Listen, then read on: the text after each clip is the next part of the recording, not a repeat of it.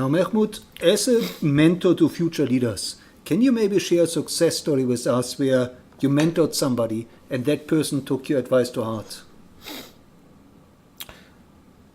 Okay, there's quite a few.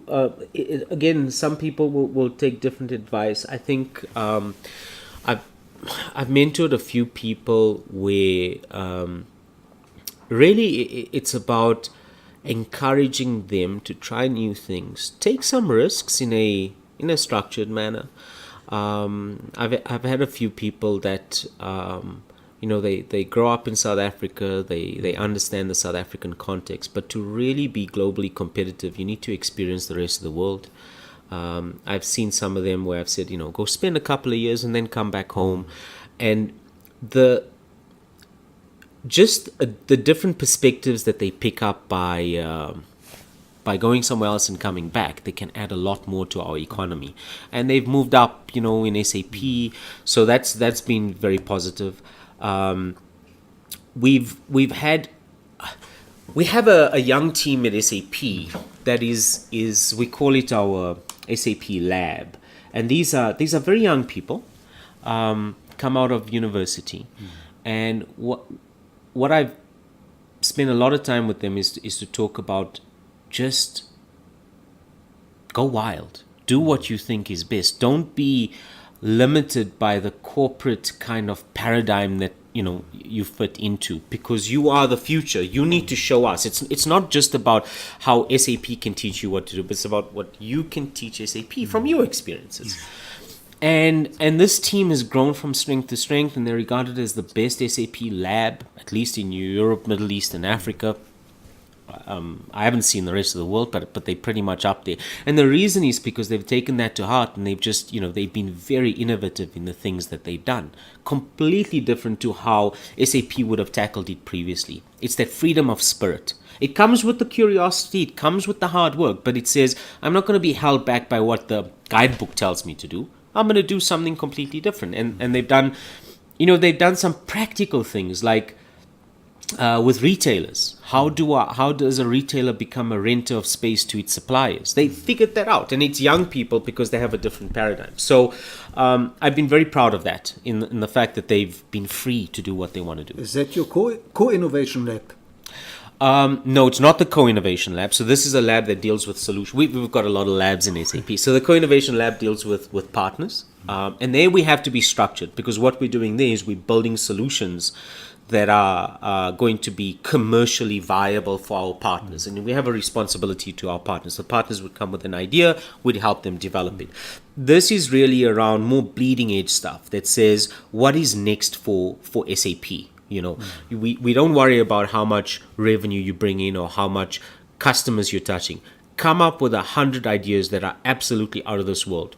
Only 2 are ever going to see reality, but you need to give them the freedom to be able to do that. Otherwise, you don't get the innovation. So it's a different thing. Ultimately, some of that results in going to the co-innovation lab, but most of it is purely experimental. Okay. Now, Mehmood, who are the role models of leadership that you would recommend future leaders should study and maybe learn from? It depends. It depends what you're looking for. I think leadership for me is all about people. It's about how to get the best out of your teams, out of your peers, out of your leaders. And if I look at I think we have enough examples in South Africa. I don't think you have to necessarily go outside of the country. I think we need to go back. I think a lot of people have forgotten the leadership that existed in South Africa in the early 90s when we went through the most difficult time ever. So it's going to be the obvious ones, right? It's about all of our, people like Nelson Mandela. People. I mean, that for me was all about leadership. It wasn't about politics. It was about navigating an entire organization, and in this case that organization was South Africa Inc. through the most difficult time. And sometimes you have to be harsh, sometimes you have to be collaborative, sometimes you have to be You have to tell people when you think that, they don't agree with you, it's an unpopular decision. But at the end of the day, it's about never giving up. And that for me is, no matter what industry you're in, that is for me a template for leadership. Now, Mehmood, how can people connect with you and where can they follow you? Well, I mean, most directly, my email, of course, me.khan@sap.com, on Twitter @MehmoodK77, and on LinkedIn as well. So those are the three ones that I use most of the time. And last but not least, Mehmood, is there one piece of advice that you would really like to give to future leaders that they should implement in their daily leadership?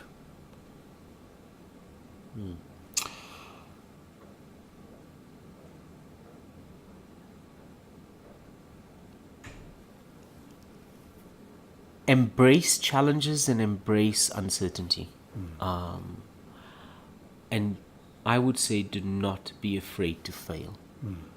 I believe that 50%, is not a scientific number, but I think half of the decisions that a leader is going to make is not going to be the right decision.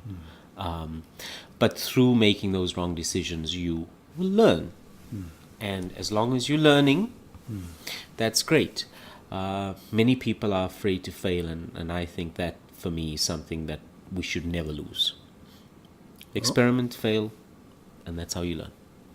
Mehmood, thank you so much for sharing your insights and your wisdom. And thank you for helping us to build the future in a humane way, if I may say so. Thank you.